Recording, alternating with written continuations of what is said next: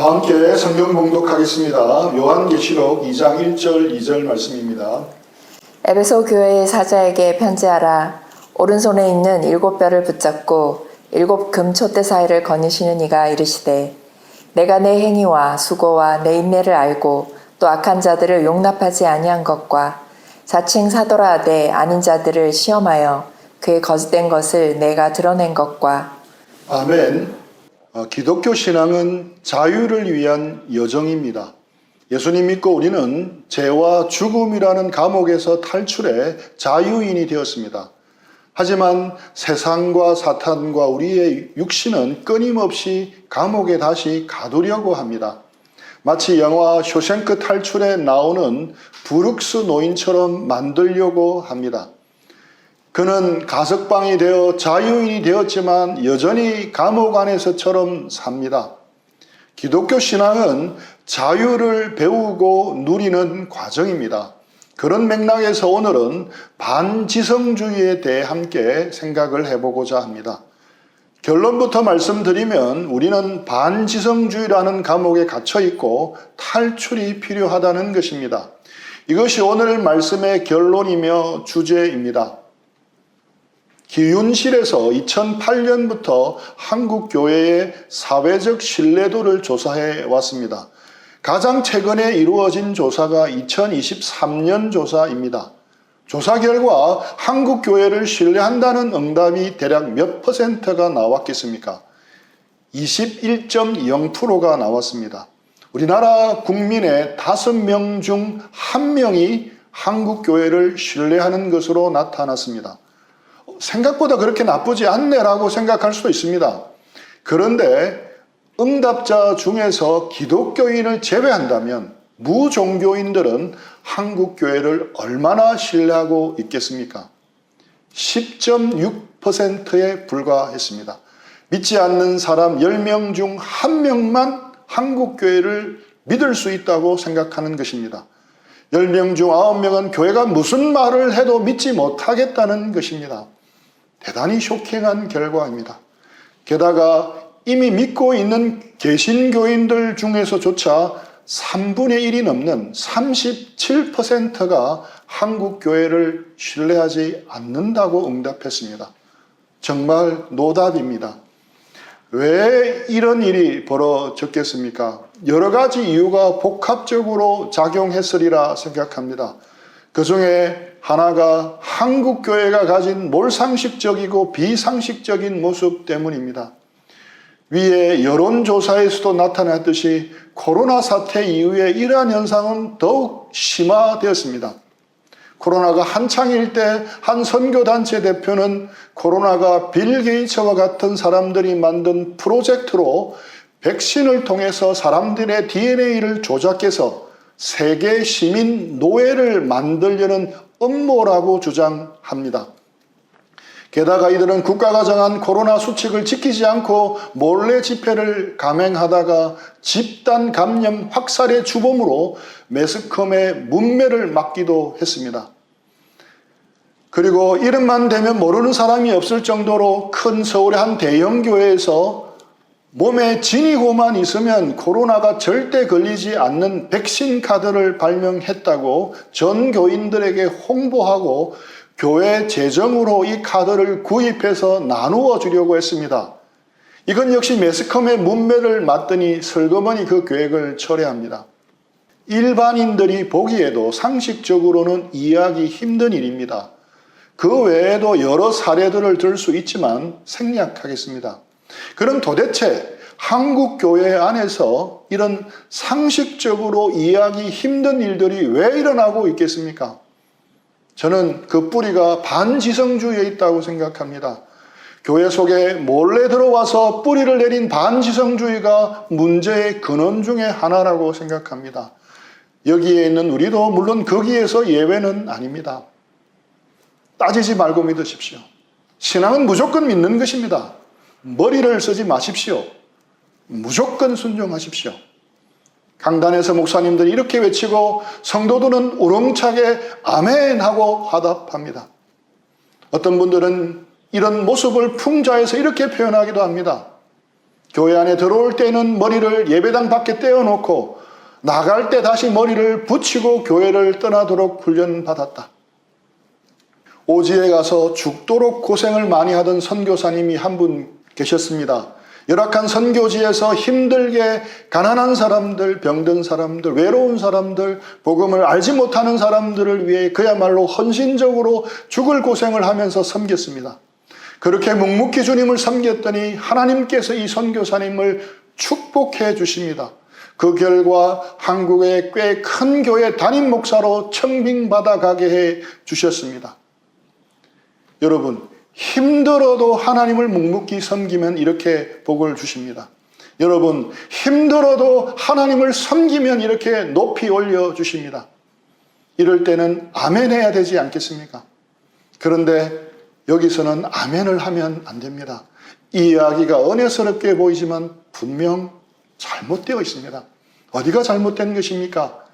하나님이 이 선교사님의 헌신을 받으시고 큰 교회로 청빙받도록 축복하셨습니다. 이것이 과연 하나님이 주신 축복이겠습니까? 만약 이것이 하나님이 주신 축복이라면 선교사님들 가운데 하나님이 주신 축복을 받지 못한 분들이 너무 많은 것 같습니다. 불쌍해지는 분들이 너무 많지 않겠습니까? 선교지에서 땀 흘리며 수고하고 고난을 묵묵히 견뎌내시면서 사시는 선교사님, 평생을 그렇게 사셨지만 이름도 없이 빛도 없이 외롭게 인생을 마치는 선교사님들이 훨씬 더 많습니다. 우리 세계로 선교회만 봐도 그렇습니다. 부산에서 함께 신앙을 배우고 훈련받았던 분 가운데 70여 분이 선교사로 나가 있는데 그들 대부분이 알아주는 사람도 없이 이름도 없이 빛도 없이 섬기고 있습니다. 사람들이 알아주지 않지만 그들은 오늘도 선교지에서 열심히 헌신적으로 섬기고 있습니다. 그런데 대형교회 청빙받은 선교사님이 하나님의 축복을 받은 것이라면 평생을 선교지에서 수고하다가 아무런 보상 없이 초라하게 귀국하시는 선교사님은 하나님께 저주를 받은 것입니까? 올바른 개념은 그걸 축복이라고 말하면 안 되는 것입니다. 그건 그 목사님의 사명이라 해야 맞습니다. 이처럼 기복주의가 생각보다 훨씬 더 많이 우리의 사고체계에 들어와 있는데 우리는 잘 알지 못합니다. 세련된 모습으로 포장된 기복주의가 스며들어 있는데 우리의 지성은 그것을 걸러낼 만큼 깨어있지 못합니다. 계시록 2장 1, 2절입니다. 에베소 교회의 사자에게 편지하라.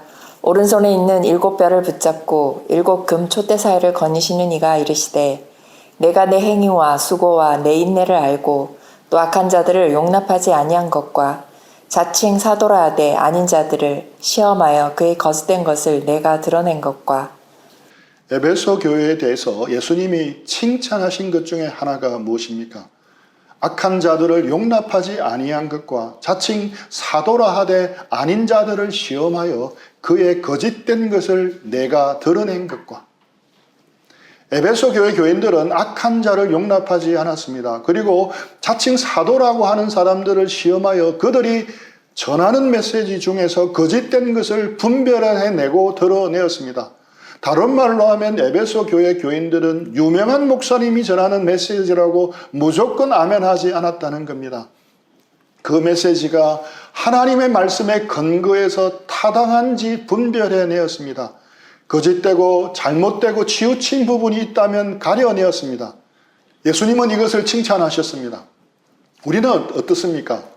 우리도 에베소 교회 교인들의 이런 면을 본받아야 합니다.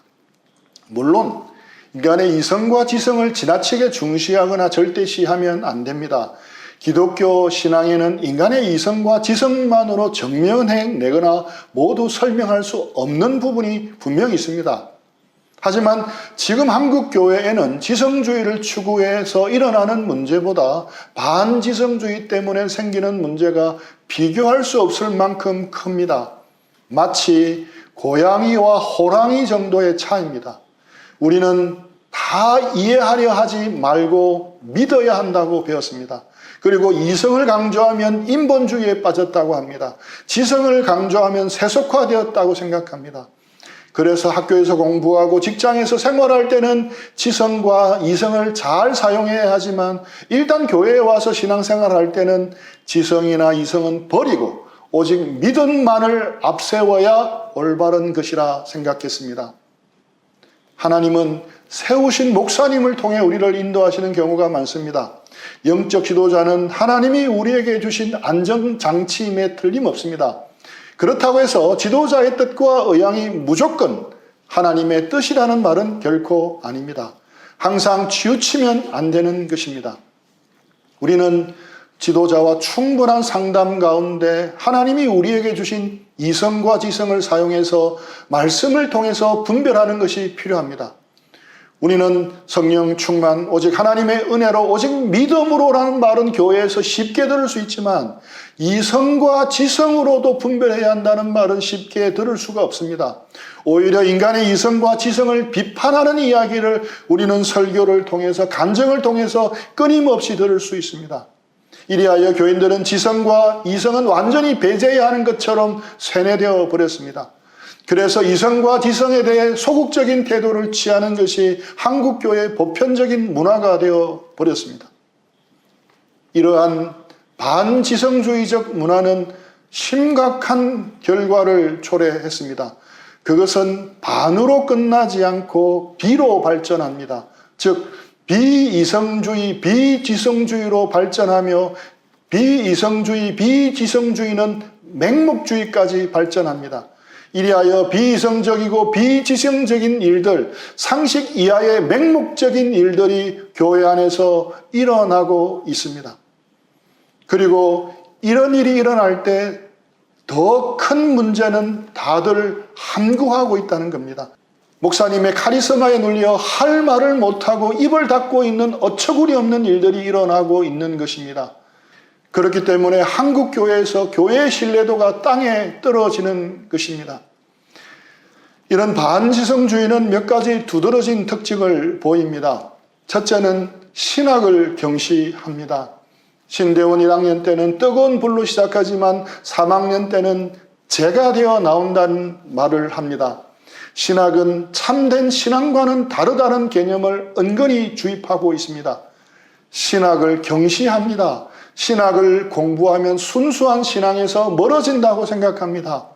과연 신학을 공부하면 순수한 신앙에서 멀어지겠습니까? 결코 그렇지 않습니다. 지나치게 한쪽으로 치우친 오해입니다. 사실 신학은 딱딱하고 어려운 것이 사실입니다. 개념적인 것을 다루는 면이 많기 때문에 딱딱할 수밖에 없는 면도 있습니다.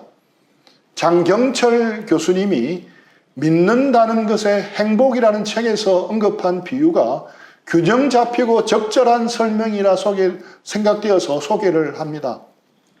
그는 신학자들이 늘어놓은 딱딱한 교리가 별 도움이 되지 않는다고 불평을 하는 한 사람의 말을 인용합니다. 나한테는 전부 쓸모없는 이야기요. 잘 들어보시오. 나도 신앙인이요. 나는 하나님이 계시다는 것을 알고 있어. 그분을 느끼기도 했어. 어느 날 밤 혼자 사막에 있을 때에 있는데 정말 신비해서 그렇기 때문에 선생이 하나님에 대해 말하는 그 깔끔하지만 하찮은 교리와 공식을 믿지 않는다는 거예요. 진짜를 경험한 사람한테 그건 다 시시하고 사소하고 현학적이며 실제적이지 못한 말로 들릴 뿐입니다. 일면 타당한 부분이 있습니다. 하지만 대단히 위험하고 치우친 생각입니다. 조금 더 치우치면 신비주의라는 잘못된 신앙으로 빠지기 쉽습니다. 장 교수님은 지도의 비유를 들어 신학 공부의 중요성을 설명해 주고 있습니다. 신학은 구체적인 집과 건물이 있는 길을 지도로 바꾸어 놓은 것과 비슷합니다. 우리는 지도 속의 집에서 안식을 누리지 못합니다. 우리는 지도 속의 광장에서 노래를 부르지 못합니다.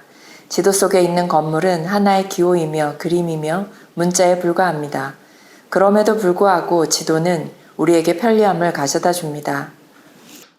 딱딱한 신학은 불필요하다는 주장에 대해 C.S. 루이스도 지도의 유용성에 빗대어 다음과 같이 역설합니다. 첫째, 지도는 지식과 경험이 누적되고 압축된 것입니다. 지도는 수백, 수천 명의 사람들이 진짜 대서양을 항해하면서 발견한 사실의 토대를 두고 있습니다. 그래서 그 지도 이면에는 해변에서 바다를 본 당신이 경험한 것 못지않게 생생한 경험의 덩어리가 자리 잡고 있습니다. 또한 우리의 경험은 고작 한번 헐깃 본 것이 전부이지만 지도는 서로 다른 경험들이 한때 모이고 축적되어 만들어진 것입니다.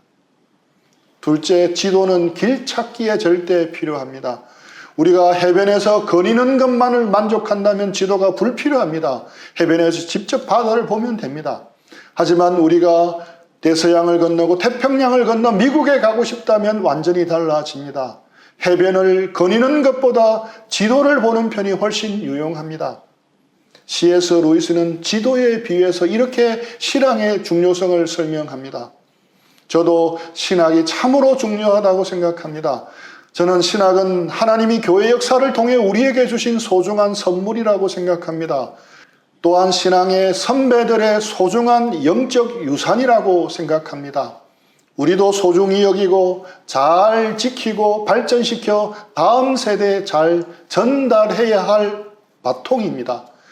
저는 또 신학은 사회 간접 자본과 같다고 생각합니다. 사회 간접 자본이란 도로나 항만, 철도, 통신, 전력, 수도 등과 같이 경제 발전의 기초가 되는 설비들을 말합니다. 한 기업이 사회 간접 자본 없이 성공한다는 것은 불가능합니다. 사실 신학이 필요 없다고 주장하시는 분도 알게 모르게 나름의 신학의 틀 가운데 성경을 보고 계시다는 것을 분명히 알아야 합니다. 그 역시 사회 간접 자본과 같은 신학의 덕을 보고 있는데 그것을 깨닫지 못할 뿐입니다. 부모의 사랑과 보살핌 속에서 자라고 있는 아이들이 우리에게는 부모가 필요 없어라고 말하는 것처럼 신학을 경시하는 풍조는 정말 좁고 치우친 사조입니다. 나쁜 마음으로 본다면 의도된 우민화 정책입니다. 교인들을 우민화시키고 가스라이팅 시키려는 의도가 있을 수 있습니다. 부끄럽고 미안하지만 우리에게도 이런 경향이 강했습니다. 신학을 공부하는 것을 소홀히 했습니다. 저도 신학 공부를 목사가 되기 위한 자격 고수 정도로만 생각을 했습니다. 참 제가 치우친 생각을 하고 있었습니다. 지금 우리 선교회는 안팎으로 도전해오는 여러 문제들의 직면에서 위기감을 느끼고 있습니다. 저는 이런 상황이 벌어진 이유 중에 하나가 우리 안에 깊은 신학적 성찰이 없었기 때문이라 생각합니다. 이것은 비단 우리 선교회만의 문제가 아니라 한국교회 전체의 문제이기도 합니다.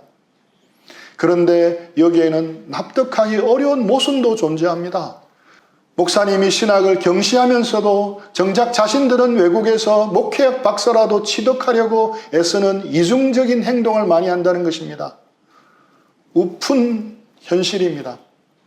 반지성주의에 나타나는 두 번째 특징은 단순 논리주의입니다. 반지성주의는 단순 논리주의의 형태로 나타납니다. 단순 논리주의라는 말은 단순한 논리로 모든 것을 다 해결하려고 하는 것입니다. 하나님의 말씀을 몇 개의 원리로 지나치게 공식화시키고 단순화시키는 것입니다. 근해 공식은 아주 중요한 공식입니다. 모든 2차 방정식은 근해 공식으로 다 풀 수 있습니다. 하지만 근해 공식은 만능이 아닙니다. 방정식에는 2차 방정식이 있는 것만이 아니고 1차 방정식, 3차 방정식, 4차, 고차 방정식이 있습니다. 근해 공식이 좋다고 모든 것을 이 공식 하나로만 풀려고 한다면 문제가 됩니다. 단순화된 공식은 큰 도움이 되겠지만 이것을 지나치게 확대 적용하면 문제가 생깁니다. 조기 축구에서 잘 통하는 원리가 월드컵 축구에서는 안 통할 수도 있습니다. 조기 축구에서 잘 통하는 원리가 다른 종목의 스포츠에는 안 맞을 수도 있습니다. 이것을 인정하면 됩니다. 단순화의 한계를 인정하면 문제가 되지 않습니다. 하지만 이것을 인정하지 않고 모든 것을 단순화된 몇 가지 공식의 틀 속에 끼워 맞추려고 할 때 많은 부작용들이 나타납니다. 꽃갈모자 게임처럼 좁은 시야로 물건을 찾는 어리석음에 빠지기 쉬운 것입니다. 지금 한국교회 크리스찬들은 마치 꽃갈모자 끝에 뚫린 조그마한 구멍으로 세상을 보려고 하는 것과 같습니다. 그러니 옆에서 지켜보고 있는 믿지 않는 사람들이 보면 참 답답하게 볼 수밖에 없는 것입니다. 하나님의 말씀 속에 있는 진리는 복합적입니다. 모든 진리를 한두 개의 원리로 축소 또는 단순화시킬 수 없는 것입니다. 만약 단순화된 몇 개의 원리가 만능이라고 고집한다면 현대사회를 살아가는 사람들의 다양한 고민과 피로에 창의적으로 대응할 수 없게 되는 것입니다. 사회가 더욱 복잡해짐에 따라 그 안에서 살아가는 성도들이 직면하는 문제들이 더 난해지고 있습니다. 이전의 단순한 몇 가지 원리로만 해결하기 힘든 시대가 되어버렸습니다. 그래서 말씀과 현실을 연결하기 위한 더 많은 신학적 성찰이 필요한 시대가 된 것입니다. 셋째, 반지성주의의 특징은 이단들의 놀이터를 제공한다는 것입니다.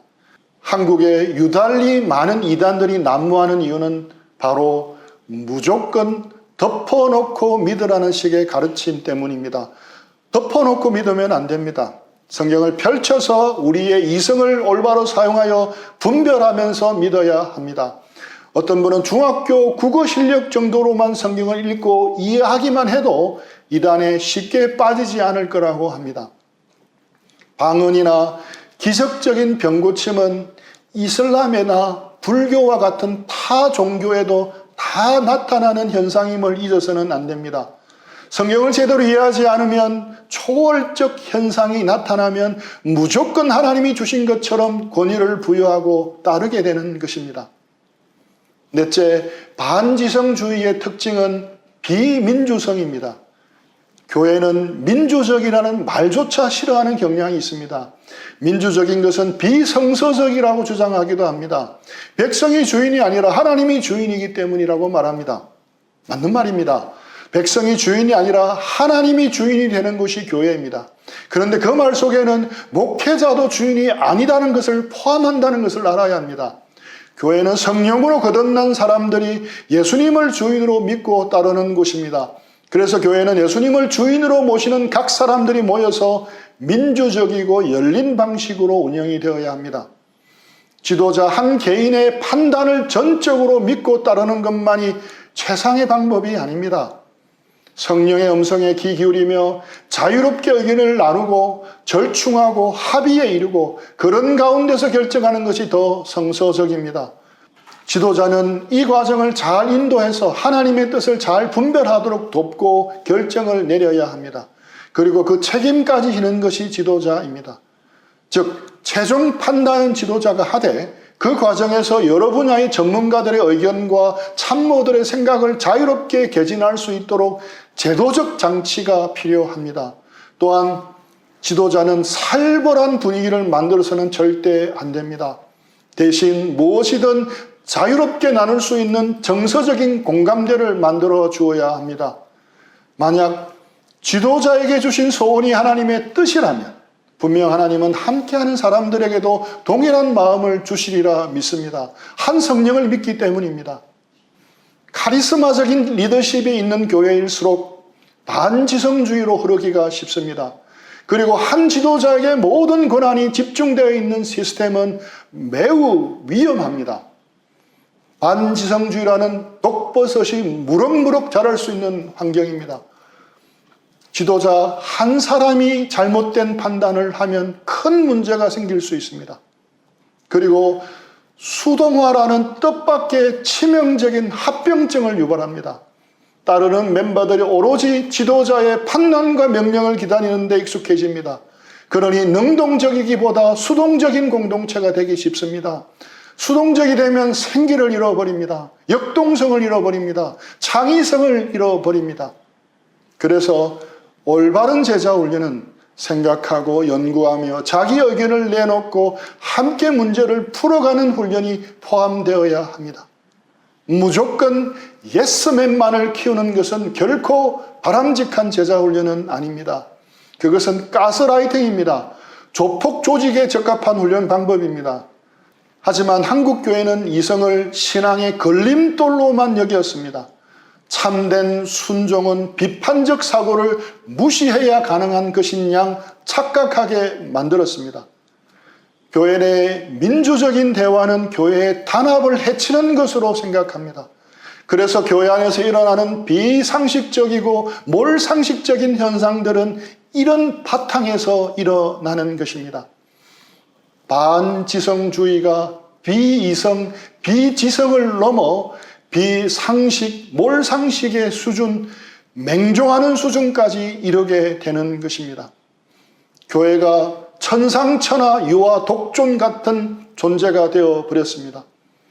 민주주의의 최후의 보루가 깨어있는 시민의 조직된 힘이라면 교회 공동체의 최후의 보루는 깨어있고 성숙한 성도들의 조직된 힘임을 잊지 말아야 합니다. 여러분이 깨어나야 합니다. 선지자적 영성을 가지고 무너져가는 한국교회를 걱정하며 목소리를 내는 신학자들과 교수님들, 목사님들이 있어서 희망이 보입니다. 성도들도 조금씩 깨어나고 있습니다. 또한 말씀으로 몸부림치며 말씀대로 살아내려고 하는 건강한 교회들도 많이 보입니다. 우리는 영화 쇼생크 탈출의 앤디에게서 우리가 추구해야 할 참 크리스찬의 정체성을 볼 수가 있습니다.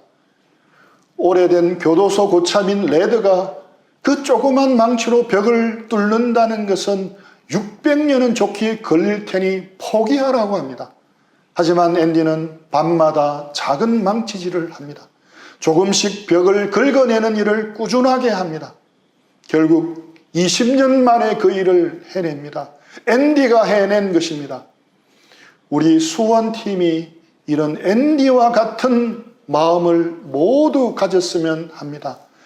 우리는 정말 작은 공동체이기에 한국교회나 작게는 우리 선교회 안에서 어떤 선한 영향력을 미치는 것은 불가능해 보입니다. 계란으로 바위치기 같다고 느껴집니다. 하지만 앤디의 마음으로, 앤디가 매일 작은 망치로 벽을 긁어내는 마음으로 우리부터라도 시작한다면 상황은 언젠가 바뀌리라 생각합니다. 우리가 깨어나고 목소리를 바로 내고 우리부터 말씀 가운데 바로 서려고 애쓴다면 언젠간 쇼생크의 견고하고 높은 벽 같은 반지성주의라는 감옥은 무너지리라 믿습니다. 앤디가 결국 쇼생크의 높고 견고한 담을 넘어 멕시코 지우아타네오라는 섬에서 자유를 마음껏 누린 것처럼 우리도 반드시 승리할 것입니다. 이 땅의 교회는 넘어지고 깨어지기도 할 것입니다. 하지만 결국에는 다시 일어나서 반드시 최종적으로 승리할 것입니다. 우리를 사랑하시는 사랑이 우리로 하여금 넉넉히 이기게 하실 것입니다. 여기 있는 우리부터 높고 거대하고 견고한 반지성주의라는 담에 작은 망치질을 오늘부터 시작하는 복이 있기를 축복합니다. 우리 들은 말씀 생각하면서 잠시 기도하고 적용하는 시간 가지겠습니다.